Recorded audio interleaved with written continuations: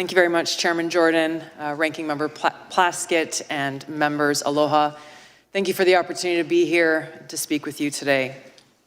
Benjamin Franklin said, "Without freedom of thought, there can be no such thing as wisdom and no such thing as public liberty without freedom of speech." I love our country and I cherish our God-given freedoms that are enshrined in the Constitution. Like every one of you, I took an oath, both as a soldier and as a member of Congress, to support and defend the Constitution of the United States against all enemies, foreign and domestic. Now, I've had the privilege of serving alongside many of you in Congress for 8 years, representing the people of Hawaii's 2nd Congressional District, serving on the Armed Services and Foreign Affairs Committees.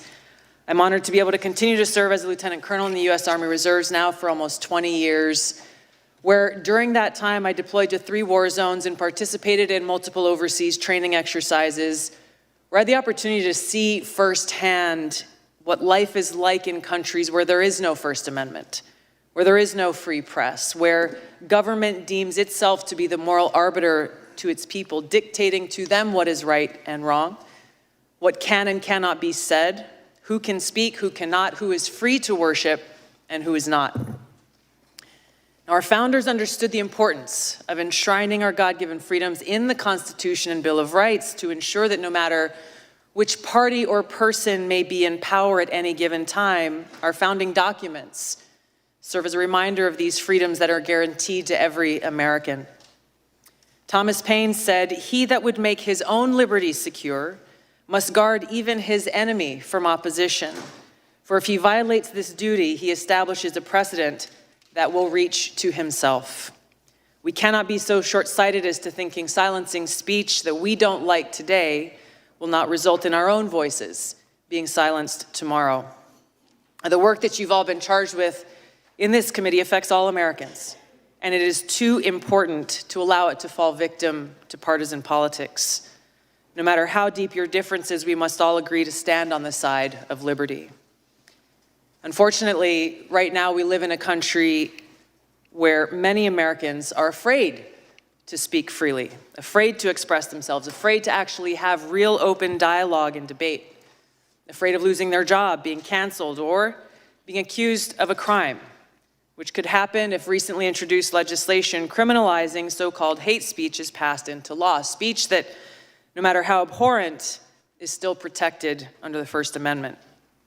Now, this fear and this culture of fear and self-censorship is not unfounded. We have individuals in our government often working through their arms in the mainstream media and big tech, doing exactly what our founders rejected, trying to control what we, the people, are allowed to see and say under the guise of protecting us from so-called misinformation or disinformation.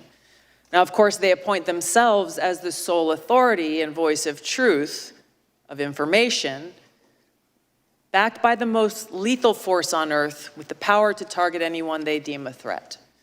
They alone are the ones, self-designated, who get to decide what is true and what is false, what is information and what is misinformation or disinformation. They say they're doing this for us, that they're doing this for our own good, to protect the people.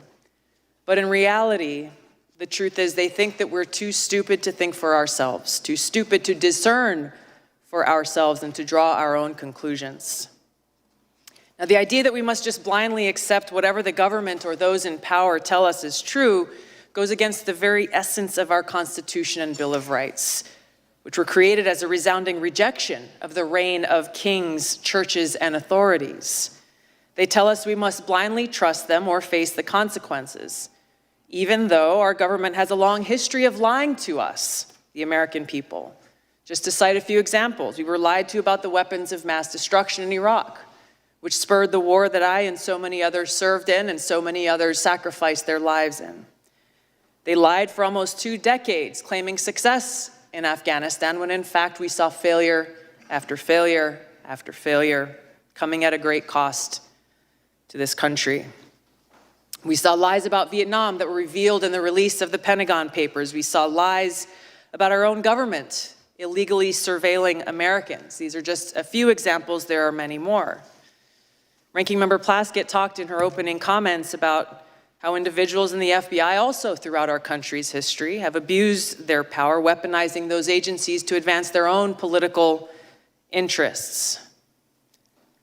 This is not and cannot be reduced to a partisan fight. The stakes are too high. We all must recognize our own responsibility to stand against such abuses.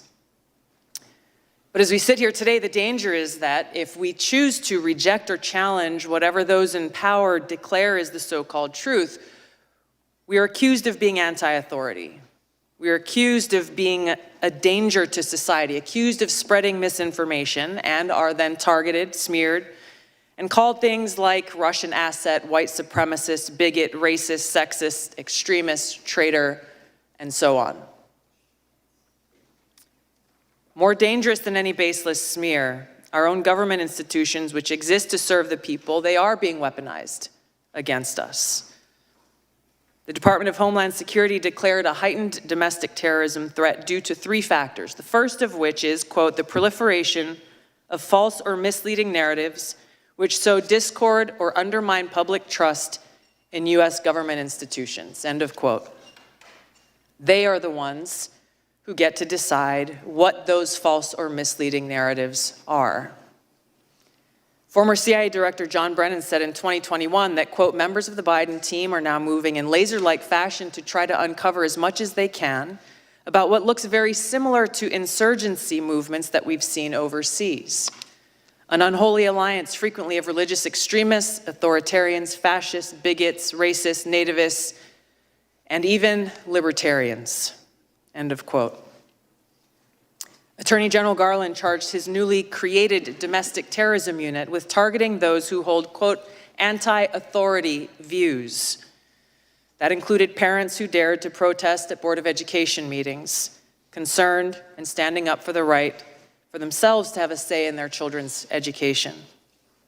A draft copy of the Department of Homeland Security Quadrennial Homeland Security Review outlined their intent to target quote-unquote inaccurate information on a whole host of topics, to include the origins of COVID, vaccines, the U.S. withdrawal from Afghanistan, and U.S. support to Ukraine.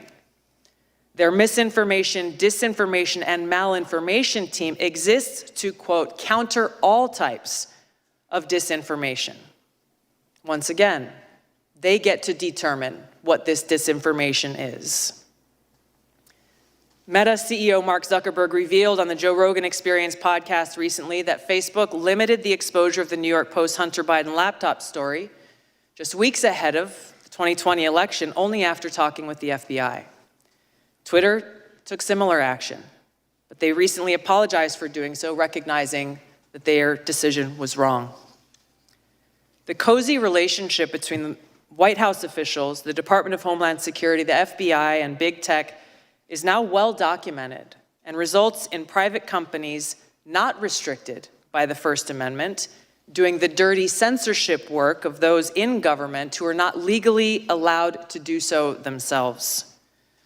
The threat big tech monopolies pose to our democracy is real and serious.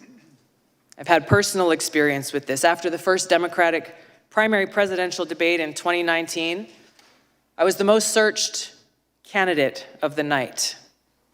Unfortunately, and suddenly, my Google Ads account was mysteriously suspended without any notice or explanation.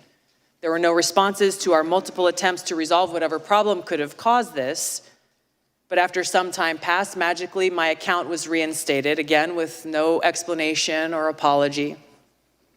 But their actions limited my ability to connect with voters who were actively seeking more information about my candidacy and why I was offering to serve them as President and Commander-in-Chief. This has not only happened to me, it's happened to other candidates running for various offices. Joe Kent, running for Congress in Washington State, is one I know personally of.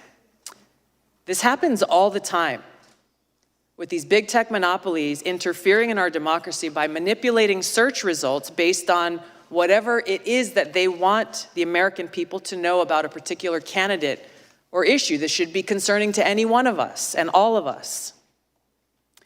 Now, recently, we've learned that with the release of the Twitter files detailed by Matt Taibbi and others, high-level former FBI and CIA and other government officials were behind Hamilton 68, and their list of 644 social media accounts supposedly linked to, quote, Russian influence activities online. Now, Hamilton 68's work was widely cited as fact by institutions like Harvard and Stanford, by mainstream news organizations across the board, by members of the House of Representatives and Senate from both political parties, including the head of the Intelligence Committee. The problem is, it was false. Twitter themselves determined that the vast majority of counts that Hamilton 68 targeted on this list of 644 were, quote, neither strongly Russian nor strongly bots, end of quote. They were mostly anti-establishment American voices from across the political spectrum. I was one of them. Former Secretary of State Hillary Clinton accused me, a sitting member of Congress, a soldier, and a candidate running for president, of being, quote, groomed by the Russians. Her baseless smear worked as intended. It was something that was repeated over and over, headline after headline, article after article, pushed online in every way. This had the harmful impact that was intended. I could give you many examples of interactions that I've had with people throughout that campaign and still today. But I remember one in particular that had an impact. Just weeks after this statement was made, I was in South Carolina at a campaign event when an elderly woman came up to me, and I could tell that she was very disturbed. She came up and she put her hands on my shoulders and she looked into my eyes, her eyes welling up, hands shaking, and she said, "Look me in the eyes. I need to know if you are working for Putin." She was serious. I couldn't believe it. I looked her straight back in the eyes and expressed to her from my heart how much I love this country, so much that I'm willing to die for it. More recently, U.S. Senator Mitt Romney accused me of treason, a crime that is punishable by death under our laws. I challenged him to back this serious allegation up with evidence. What was this based on? There was no response, no explanation, no evidence, and certainly no apology. Now, these accusations are often shrugged off as, well, hey, it's politics. People say things about each other all the time. That may be easy for some of you to say, but for somebody who wears the uniform, this is serious. And it's serious not only to me, but to my fellow service members and veterans, every one of us making a decision at some point in our lives to raise our right hand, prepared and volunteering to lay our life down for this country. What does that mean in reality? It means that before every deployment, in our own hearts, we have to make peace with the possibility that we may not come home. It means writing letters to our loved ones, trying to find the words to express our love and gratitude, knowing that that may be our final goodbye. It means, for those of us who do come home, doing our best every single day to honor the great sacrifices of our brothers and sisters who paid that ultimate price. This is much bigger than me or any one individual. When those who dare to challenge the establishment are targeted by this powerful conglomerate of government, corporate media, and big tech, weaponizing all that they have against the people for their own selfish gain, it has a dangerous chilling effect on free speech, and it sends a very powerful message. If you dare to challenge us, we will come after you. The more we allow this to happen, we start looking less and less like a democratic republic and more like a banana republic. Instead of a government ordained to secure these rights, we are now increasingly facing a government determined to take those rights away. George Washington warned, "For if men are to be precluded from offering their sentiments on a matter which may involve the most serious and alarming consequences that that can invite the consideration of mankind, reason is of no use to us. The freedom of speech may be taken away, and dumb and silent we may be led like sheep to slaughter. We have to stop this insanity and protect these sacred freedoms. Vanquish the fear and self-censorship that is now pervasive. Every one of us taking action to breathe new life into the open marketplace of ideas that is at the heart of a thriving democracy, encouraging vigorous and substantive debate, encouraging people to think for themselves so we can draw our own conclusions, where we can disagree without devolving into hate, where we can respect each other as fellow Americans and treat each other with aloha. The work you have before you is critical for all of these reasons. The stakes are high. The consequences, for better or worse, will be long-lasting. And for the sake of the American people, our freedom, and the future of this country we love, I pray we can set aside our partisan differences and commit to standing together to defend the constitutional right of every American to live free. Thank you, Mr. Chairman.